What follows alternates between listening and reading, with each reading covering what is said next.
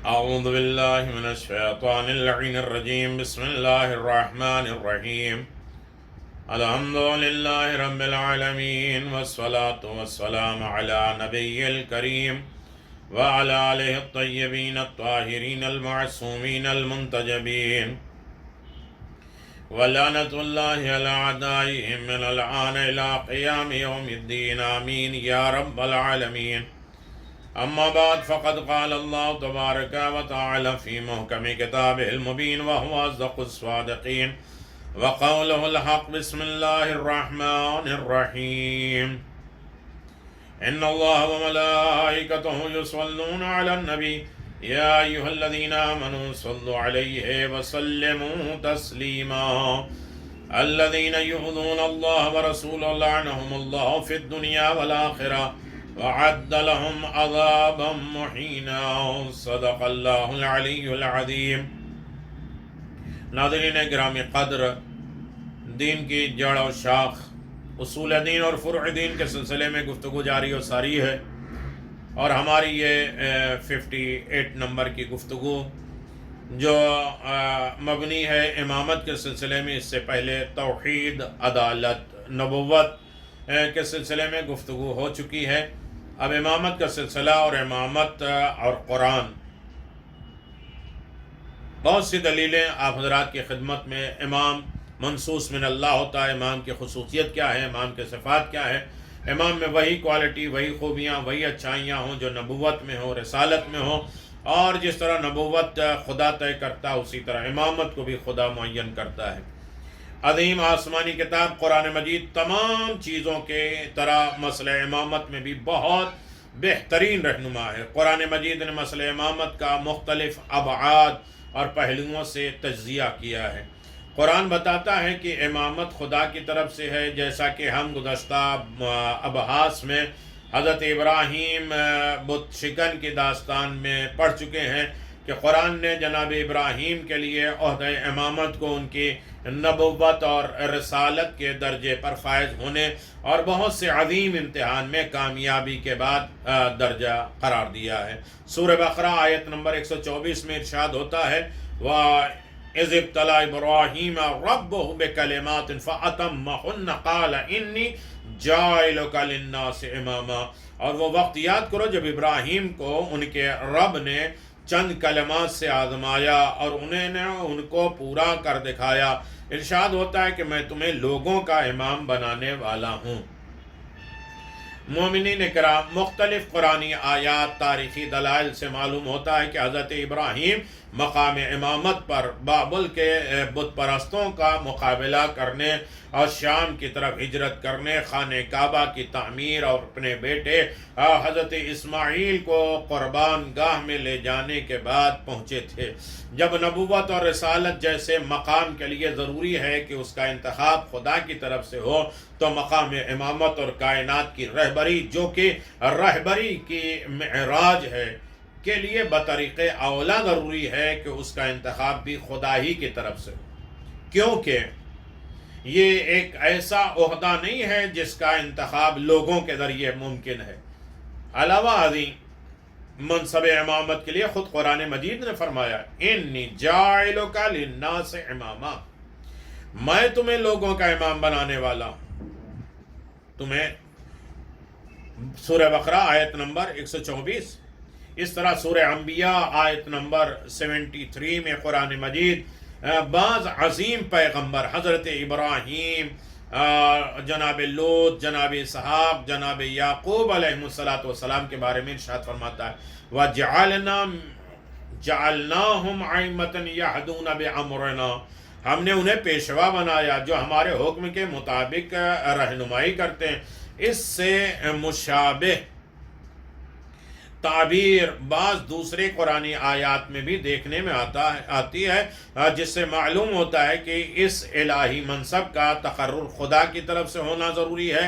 اور اس کے علاوہ ایک اور اہم بات جو ہم حضرت ابراہیم کی امامت سے مربوط آیت کے آخری حصے میں پڑھتے ہیں، جب حضرت ابراہیم نے خدا سے اپنے بیٹوں اور اپنے آئندہ نسلوں کے لیے منصب کے درخواست کی، تو خدا نے ان کو جواب میں فرمایا لا ینالو عہد الظالمین، میرا عہد ظالموں کو نہیں پہنچے گا۔ یہ جواب اس بات کی طرف اشارہ تھا کہ اے ابراہیم آپ کی دعا قبول ہوئی، لیکن آپ کے بیٹوں میں سے جس نے ظلم کیا وہ ہرگز اس برتر و اعلیٰ منصب امامت پر فائز نہیں ہو سکے گا۔ یہ بات بھی قابل توجہ ہے کہ ظالم لغوی اور قرآنی منطق کے اعتبار سے بہت سے وسیع معنی رکھتا ہے، جس میں تمام گناہ، چاہے وہ شرک ظاہری ہو یا شرک باطنی ہو، اپنے اوپر ظلم ہو یا دوسروں پر ظلم شامل ہو، ان چیزوں کا مکمل علم خدا کے علاوہ کسی کے لیے ممکن نہیں ہے۔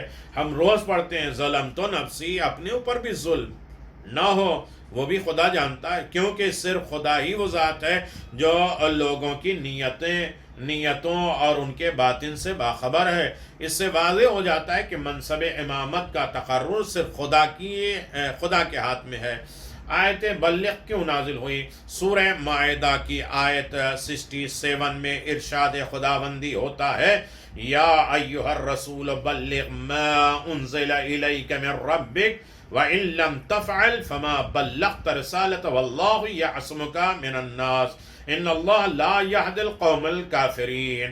اے رسول، جو لوگ آپ کے پروردگار کی طرف سے آپ پر نازل کیا گیا اسے پہنچا دیجئے، اور اگر آپ نے ایسا نہ کیا تو گویا آپ نے اللہ کا پیغام نہیں پہنچایا، اور اللہ آپ کو لوگوں کے شر سے محفوظ رکھے گا۔ بے شک اللہ کافروں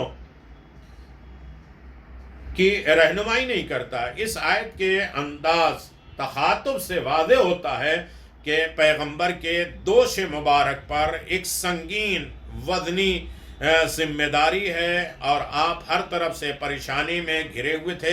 یہ پیغام ایسا تھا کہ جس کی وجہ سے ممکن تھا کہ آپ کو عوام کے بعض گروہوں کی طرف سے مخالفت کا سامنا کرنا پڑے۔ یہی وجہ تھی کہ آیت مجیدہ میں نہ صرف آپ کو اس خاص حکم کے پہنچانے کی تاکید کی گئی، بلکہ ممکنہ خطرات، پریشانیوں کے مقابل میں بھی اطمینان دلایا گیا۔ یہ بات مسلمہ طور پر قبول شدہ ہے کہ اس اہم مسئلے کا توحید اور شرک اور یہود اور منافقین جیسے دشمنوں کے خلاف جہاد سے کوئی ربط نہ تھا، کیونکہ سورہ مائدہ کے نزول کے وقت تک یہ مسائل مکمل طور پر حل ہو چکے تھے۔ اس کے علاوہ اسلام کے عام اور معمولی احکامات کی تبلیغ کے سلسلے میں بھی کوئی زحمت یا پریشانی باقی نہیں تھی، جبکہ آیت میں ایسا حکم تھا کہ جو رسالت کے ہم وزن ہم پلہ تھا، کہ اگر یہ حکم نہ پہنچایا جاتا تو گویا رسالت کا حق ہی ادا نہ کیا جاتا۔ کیا رسالت کا ہم پلہ مسئلہ پیغمبر کی جانشینی اور خلیفہ کے مسئلے کے علاوہ کوئی اور مسئلہ ہو سکتا ہے؟ قطعا نہیں، بالخصوص جبکہ یہ آیت پیغمبر کے آخری عمر میں نازل ہوئی تھی، لہذا جانشین اور خلافت کے مسئلے سے بھی مناسبت رکھتی تھی، کہ جس کی وجہ سے پیغمبر اکرم کی نبوت رسالت کو دوام حاصل ہونا تھا۔ اس کے علاوہ زید ابن ارقم، ابو سعید خدری، ابن عباس، جابر ابن عبداللہ انصاری، ابو ہریرہ، حذیفہ ابن مسعود جیسے صحابی حضرات بھی متعدد روایات نقل کیے ہوئے ہیں۔ جو نہیں مانتے تو وہ بھی نقل کیے، اور بعض روایات تو ہم تک 11 واسطوں اور وسیلوں سے پہنچی ہے، جو صحابہ کے علاوہ بہت سے اہل سنت علماء نے اسے نقل کیا ہے، جن میں مفسرین، محدثین، مؤرخین شامل ہیں۔ انہوں نے نقل کیا ہے کہ مذکورہ آیات حضرت علی ابن ابی طالب علیہ السلام اور غدیر کی تاریخی واقعے کے بارے میں نازل ہوا ہے۔ انشاءاللہ ہم بعد میں روایات اور سنت کے زیر عنوان داستان غدیر کے بارے میں بھی گفتگو کریں گے، لیکن اس موقع پر یہ یاد دہانی ضروری ہے کہ یہ آیت اس بات کی روشن دلیل ہے کہ پیغمبر گرامی کا یہ فرض تھا کہ وہ اپنی عمر کے آخری حج آخری دور میں حضرت علی کو بطور قائد طور پہ جانشین منصوب کریں اور تمام مسلمانوں کو انکار تعارف کروائیں، اور آپ نے ایسا ہی کیا۔ اول الامر کی اطاعت کے حکم والی آیت سورہ نساء کی آیت 59 میں ارشاد ہوا، یا ایھا الذین آمنوا اطیعوا اللہ واطیعوا الرسول واولی الامر منکم، اے ایمان والو اللہ کی اطاعت کرو، رسول اور تم میں سے جو صاحبان امر ہیں ان کی اطاعت کرو۔ آیت مجیدہ میں اولی الامر کی اطاعت کا حکم بغیر کسی شرط اور قید کے خدا اور رسول کی اطاعت کے ہمراہ ہے۔ مزید معلومات کے لیے درج ذیل کتاب کا مطالعہ آپ کر سکتے ہیں۔ احقاق الحق، غدیر، مراجعہ، دلیل۔ اولی الامر سے مراد کیا یہاں پر اولی الامر سے مراد ہر زمانے ہر ماحول کے فرما روا اور حاکم ہے؟ مثلا کیا ہمارے زمانے میں ہر طرح کے مسلمانوں کا یہ فریضہ ہے کہ وہ اپنے فرما روا اور حکام کے بغیر کسی شرط اور قید کی اطاعت گزار ہو جائیں، جیسا کہ بہت سے اہل سنت مفسرین نے بیان کیا ہے؟ یہ بات عقلی اور منطقی اعتبار سے قطعاً قابل قبول نہیں ہے، کیونکہ ہم جانتے ہیں کہ مختلف ادوار، دور اور زمانے میں حکمرانوں کی اکثریت منحرف، گناہگار اور ظالم تھی اور ہے۔ کیا اس سے مراد یہ ہے کہ اگر حکمرانوں کا حکم احکامی اسلام کے خلاف نہ ہو تو ان کی اطاعت کی جائے؟ یہ بات بھی اس آیت کے اطلاق اور عمومیت کے خلاف ہے۔ کیا اس سے مراد مخصوص صحابہ اکرام ہے؟ یہ تفسیر بھی اس آیت کے وسیع مفہوم جو کہ ہر دور ہر زمانے کے لیے ہے کے خلاف ہے۔ ان وجوہات کی بنا پر ہمارے لیے یہ بات واضح ہے کہ اولی الامر سے مراد معصوم پیشوا ہیں، جن کا وجود ہر زمانے میں ہے اور جن کی پیروی کسی قید اور شرط کے بغیر ضروری اور لازم ہے، اور جن کا حکم تسلیم کرنا خدا اور رسول کے حکم کو تسلیم کرنے کی ہے۔ اس کے علاوہ اسلامی ماخذ میں موجود متعدد احادیث ہیں جس میں اولی الامر کی تطبیق حضرت علی بن ابی طالب اور ائمہ معصومین سے کی گئی ہے، بھی اس حقیقت کے گواہ ہیں۔ آیت ولایت نمبر 4، آیت ولایت سورہ مائدہ آیت نمبر 56 میں ارشاد خداوندی ہے، انما ولیکم اللہ ورسولہ والذین آمنوا والذین یقیمون الصلاة ویؤتون الزکاة وہم راکعون۔ تمہارا ولی تو صرف اللہ ہے اور اس کا رسول ہے، اور وہ اہل ایمان ہیں جو نماز قائم کرتے ہیں اور حالت رکوع میں زکوٰۃ دیتے ہیں۔ عربی لغت میں کلمہ انما حصر کے لیے، انحصار، کسی چیز کو دوسری چیز پہ منحصر کر دیتا ہے کے لیے آتا ہے۔ قرآن کلمہ انما کے ساتھ تاکید کرتے ہوئے کہہ رہا ہے مسلمانوں کے ولی اور سرپرست سے 3 ہیں: خدا، پیغمبر اور وہ لوگ جو ایمان لائے، نماز قائم کی اور حالت رکوع میں زکوٰۃ دیتے ہیں۔ بلا شک و شبہ ولایت سے مراد مسلمانوں کی آپس کی دوستی نہیں ہے، کیونکہ اس کے لیے اس قید و شرط کی ضرورت نہیں ہے۔ تمام مسلمان ایک دوسرے کے دوست اور بھائی ہیں، خواہ وہ حالت رکوع میں زکوٰۃ بھی نہ دیتے ہوں۔ لہذا ولایت سے مراد وہی مادی اور روحانی سرپرستی اور رہبری ہے، خصوصاً جب کہ اولی الامر کی ولایت خدا اور پیغمبر کی ولایت کے ہمراہ ذکر کی جا رہی ہے۔ یہ نتیجہ بھی واضح ہے کہ آیت ولایت میں جن اوصاف کا ذکر ہوا ہے وہ ایک ایسی شخص کی طرف اشارہ کر رہے ہیں جس نے حالت رکوع میں زکوٰۃ ادا کی ہے، وگرنہ ضروری نہیں ہے کہ انسان نماز میں رکوع کے حالت میں زکوٰۃ ادا کرے۔ یہ صرف تنہا علی بن ابی طالب ہے، اور انہی کے لیے حق بھی ہے، جائز بھی ہے اور سجدہ بھی ہے، علی کے لیے سمرتا بھی ہے۔ حقیقت میں یہ آیت اس شخص کی فضیلت کے بجائے اس کی نشاندہی کر رہی ہے کہ وہ ولی ہے جس نے انگوٹھی دی۔ ان تمام قرائن اور شواہد سے معلوم ہوتا ہے کہ مذکورہ بالا آیت ولایت علی ابن ابی طالب علیہ السلام کی مشہور داستان کی طرف ایک بہت ہی معنی اشارہ ہے۔ جب حضرت علی ابن ابی طالب نماز میں مشغول تھے، اسی اثنا میں ایک حاجت مند نے مسجد نبوی میں داخل ہو کر امداد کا تقاضا کیا، کسی نے بھی اس کو مثبت جواب نہ دیا۔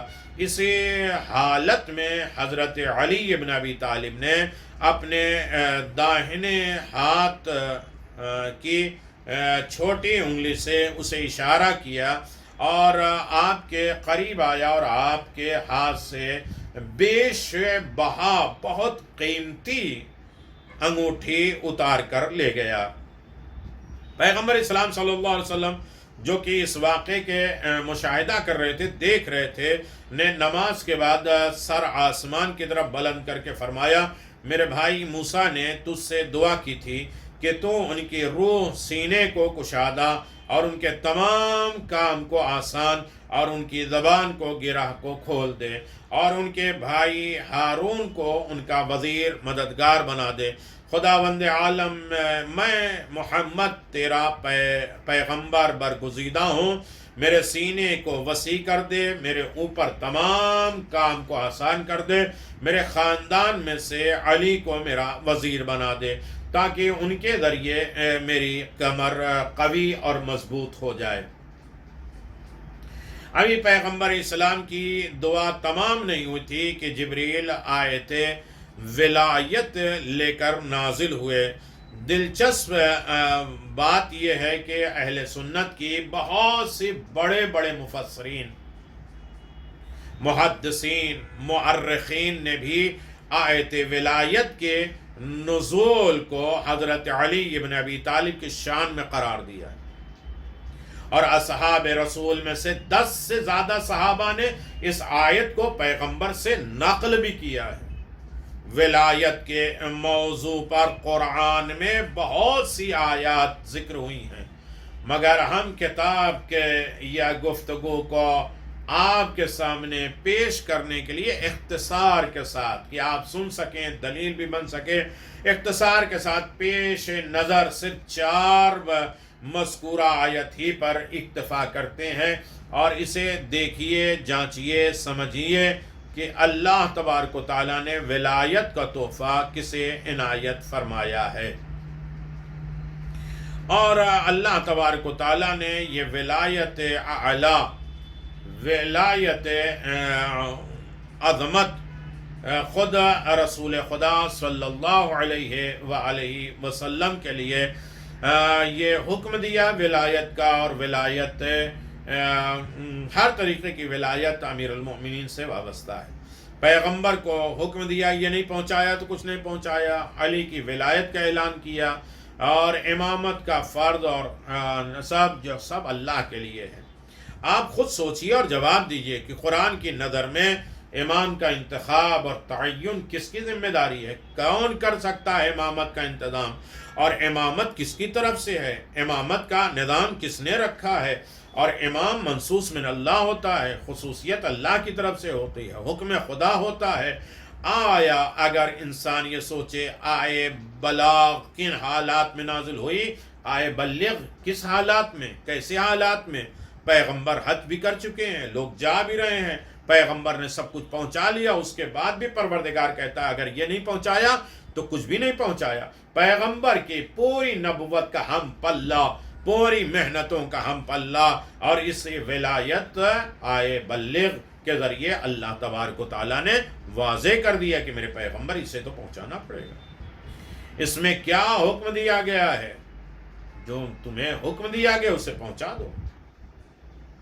اگر یہ سوچا جائے کہ ان شخصیات کی اطاعت بلا قید و شرط عقل کے مطابق ہے، اللہ کی، رسول کی، اور علی ابن ابی طالب اور ائمہ معصومین کی، یہ ان کی اطاعت بغیر قید و شرط کے عقل کے مطابق.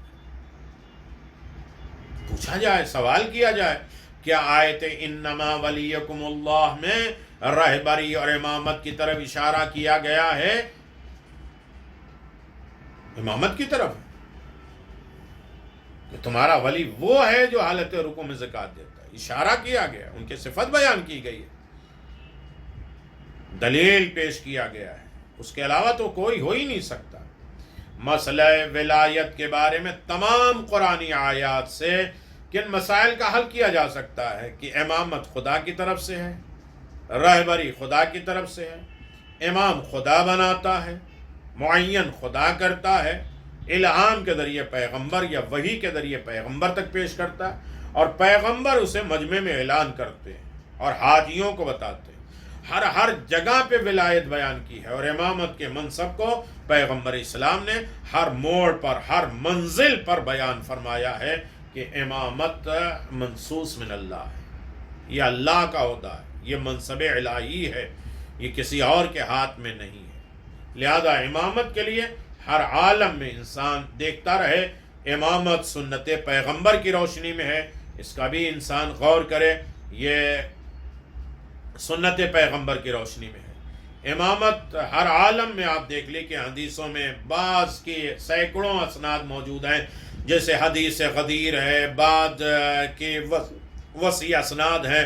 یہ تمام احادیث اپنی اسناد سمیت وسیع مشہور اسلامی کتابیں میں موجود ہے. یہ احادیث قدر واضح ہے کہ اگر ہم تمام بحث کو نظر انداز بھی کر دیں تو پھر بھی یہ مسئلہ اتنا واضح اور روشن ہے، کسی دوسری دلیل کی ضرورت نہیں ہے. اگر یہ کہا جائے اسلام سے احادیث کی ایک کثیر تعداد منصب امامت اور خلافت کو حضرت علی ابن ابی طالب علیہ الصلوۃ والسلام کے لیے ثابت کرتی ہے، واضح کرتی ہے. انسان حیرت کے دریا میں ڈوب جاتا ہے ان تمام احادیث کی موجودگی میں کہ امامت کے حوالے سے جائے تردید اور شک باقی نہیں رہ جاتی. کہاں یہ کہ ایک گروہ چاہے کہ اہل بیت سے ہٹ کر دوسری راہ پہ چلا جائے. احادیث کے اس خزانے سے کچھ احادیث ہم بطور نمونہ پیش کر دیتے ہیں، جبکہ وہ حضرات جو اس موضوع پر مزید گہرائی تک مطالعے کے خواہش مند ہیں وہ بحثوں میں جائیں، کتابوں میں جائیں، روایات میں جائیں، اور اسے کھلم کھلا بیان بھی فرمایا. حدیث غدیر آپ دیکھ لیجئے، کھلم کھلا ہے. حدیث غدیر کیا ہے کہ اسلام کی ایک بہت بڑی تعداد نے لکھا ہے کہ پیغمبر اسلام اپنی زندگی آخری سال حج کے لیے مکہ تشریف لے گئے. جس فریضے کی ادائیگی کے بعد آپ اپنے پرانے اور نئے ساتھیوں اور اسلام کے جانثار شہدائی مسلمان جو کہ حجاز کے گوشے گوشے تھے، مراسم حج کی ادائیگی کے لیے آپ کے ہمراہ تھے کہ عظیم اجتماع کے ساتھ مکے سے واپس جحفہ سے گزرتے ہوئے خشک گرم بیابان غدیر خم میں ایک چوراہا تھا جہاں سے حجاز کے تمام لوگوں کے راستے الگ ہوتے ہیں، مقام پہ پہنچے. اس سے پہلے کہ تمام مسلمان حجاز کے مختلف مقامات کے لیے یہاں سے جدا ہو جائیں، پیغمبر نے اپنے ساتھیوں کو رکنے کا حکم دیا. جو لوگ قافلے کے آگے آگے چلے گئے انہیں واپس بلایا گیا، جو پیچھے رہ گئے ان کا انتظار کیا گیا. فضا سے بے حد گرم تپش بہت زیادہ تھی، جبکہ اس بیابان میں دور تک کوئی سایہ بھی نہیں رہا تھا. مسلمان نے ایسے پیغمبر اسلام کے ہمراہ نماز ظہر ادا کی، اور جیسے ہی انہوں نے اپنے خیموں میں جانا چاہا، پیغمبر نے اعلان فرمایا سب ایک نئے اور اہم الہی پیغام کو سننے کے لیے جو کہ ایک طویل خطبہ کے درمیان دیا جا رہا ہے، تیار ہو جاؤ. پیغمبر نے 4 اونٹوں کے پلان سے ممبر تیار کرایا، اس پر پیغمبر اسلام تشریف لے گئے. آپ نے خدا کی حمد و ثنا اور اس کے بعد لوگوں کو مخاطب کر کے یوں فرمایا کہ میں خدا کی دعوت پر لبیک کہتے ہوئے جلد ہی تمہارے درمیان سے رخصت ہونے والا ہوں. میں خدا کی بارگاہ میں جواب دہ ہوں اور تم بھی جواب دو ہو. تم میرے بارے میں کس طرح کی گواہی دیتے ہو؟ تمام لوگوں نے بیک وقت زبان بلند آواز سے کہا نشہد انک قد بلغت نصحت وسعت جزاک اللہ خیرا. ہم لوگ گواہی دیتے ہیں کہ آپ نے رسالت کی ذمہ داری پوری کی ہے اور ہمارے بھائی کے لیے ہمیں نصیحت کی، ہماری ہدایت کی، راہ میں بے حد زحمتیں برداشت کی ہیں، خدا آپ کو جزائے خیر دے۔ آپ نے فرمایا کیا تم سب خدا کی وحدانیت، میری رسالت اور روز قیامت کی حقانیت اور اس روز مردوں کے درمیان زندہ ہونے والے کی گواہی دیتے ہو؟ سب نے بیک وزبان ہم گواہی دیتے ہیں۔ آپ نے فرمایا خدا گواہ رہنا۔ آپ نے دوبارہ گفتگو شروع کی، اے لوگو کیا تم میرے آواز سن رہے ہو؟ سب نے کہا ہاں۔ اور اس کے بعد سارے بیابان میں ایک ایسی خاموشی چھا گئی کہ ہوا سناٹا ہو گیا۔ آواز آئی، دوسری طرف کوئی آواز سنائی نہیں دے رہی۔ پیغمبر نے فرمایا اب بتاؤ ان دو عزیز ترین گراں قدر چیزوں کے ساتھ کیا سلوک کرو گے جو کہ میں تمہارے درمیان بطور یادگار چھوڑے جا رہا ہوں۔ مجمع سے ایک آواز آئی، یا رسول اللہ وہ گراں قدر چیزیں کون سی ہیں؟ آپ نے فرمایا پہلی گراں قدر چیز ثقل اکبر یعنی کتاب الہی قرآن ہے، اس کے دامن کو مضبوطی کے ساتھ تھامے رہنا تاکہ گمراہی سے بچے رہو۔ دوسری گراں قدر عظیم یادگار چیز میرے اہل بیت ہیں، اور خدا لطیف و خبیر نے مجھے خبر دی ہے کہ یہ دونوں مجھ سے ہرگز جدا نہیں ہوں گے یہاں تک کہ جنت میں میرے ساتھ آئیں گے۔ یہ دونوں قرآن اور اہل بیت ہیں، ہرگز سبقت نہ کرنا وگرنہ ہلاک ہو جاؤ گے، نہیں ان سے پیچھے رہنا کیونکہ اس صورت میں بھی ہلاک ہو جاؤ گے۔ اس دوران یکایک آپ نے کسی کی تلاش میں ارد گرد اپنی نظریں دوڑائی، جیسے ہی آپ کی نظر حضرت علی ابن ابی طالب پہ پڑی، آپ نے جھک کر حضرت علی کا ہاتھ پکڑا اور انہیں اس قدر بلند کر دیا کہ آپ کے دونوں بغلوں کی سفیدی نمایاں ہو گئی، اور سب لوگوں نے نہ صرف حضرت علی کو دیکھا بلکہ ان کو پہچانا۔ اس موقع پر آپ کی آواز زیادہ بلند ہوئی، آپ نے فرمایا ایھا الناس من اولی الناس بالمؤمنین من انفسہم، لوگوں میں سے کون شخص ہے مومنین پر خود کی نسبت سے بھی زیادہ حق رکھتا؟ سب نے کہا خدا اور اس کا رسول بہتر جانتا۔ پیغمبر نے فرمایا خدا میرا رہبر و مولا ہے اور مومنین کا حاکم و رہبر ہوں، اور ان کی نسبت سے میں سب سے زیادہ حق رکھتا ہوں۔ اس کے بعد فرمایا من کنت مولا فہذا علی مولا، اور وہ شخص جس کا میں رہبر اور مولا ہوں اس کے یہ علی مولا ہے۔ آپ نے اس بات کو 3 مرتبہ، بعض روایات حدیث کے مطابق 4 مرتبہ دہرایا، اور اس کے بعد اپنے سر کو آسمان کی طرف بلند کیا اور کہا اللہم وعل من وعلا وعاد من عادا وأحب من أحبه وأبغض من أبغضه ونصر من نصره واخذل من خذله وارد الحق معه حیث الدار۔ خدا ان کے دوستوں کو دوست رکھ، ان کے دشمنوں کو دشمن رکھ، اور اس شخص کو محبوب رکھ جو اس کو محبوب رکھتے ہیں، اس شخص پر غضب نازل فرما جو اس کے کینہ رکھتے ہیں، اس کے مددگار کی مدد بر فرما، اس کے ساتھ چھوڑنے والوں کو تو بھی محروم فرما، جدھر جدھر وہ جائے حق کو بھی اسی طرح موڑ دے۔ اس کے بعد آپ نے فرمایا تمام حاضرین اس پیغام کو ان افراد تک پہنچا دے جو یہاں موجود نہیں ہے۔